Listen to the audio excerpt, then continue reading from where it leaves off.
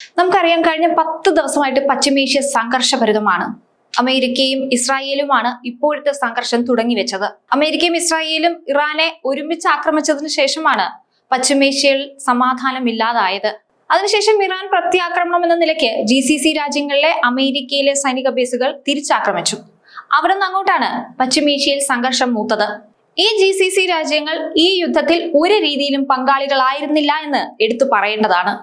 എന്നിട്ടും ആ രാജ്യങ്ങൾ അറ്റാക്ക് ചെയ്യപ്പെട്ടു.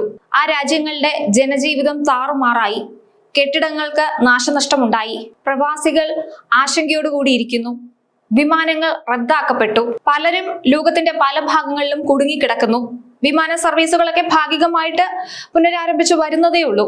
ഇറാന്റെ ഈ ആക്രമണം, അതായത് GCC രാജ്യങ്ങൾക്ക് നേരെ ഉണ്ടായ ഈ ആക്രമണം ഒരു രീതിയിലും ന്യായീകരിക്കാവുന്ന ഒന്നല്ല. GCC രാജ്യങ്ങളിലേക്ക് ഡ്രോണുകളും മിസൈലുകളും വർഷിച്ചുകൊണ്ടാണ് അമേരിക്കയ്ക്കും ഇസ്രായേലിനുമൊക്കെ ഇറാൻ മറുപടി കൊടുത്തത്.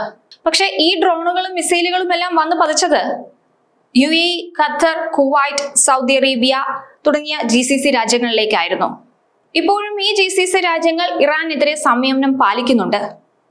ഈ രാജ്യങ്ങളുടെ പരമാധികാരത്തിന്മേലുള്ള കടന്നുകയറ്റമായിരുന്നു ഇറാൻ ചെയ്തത്.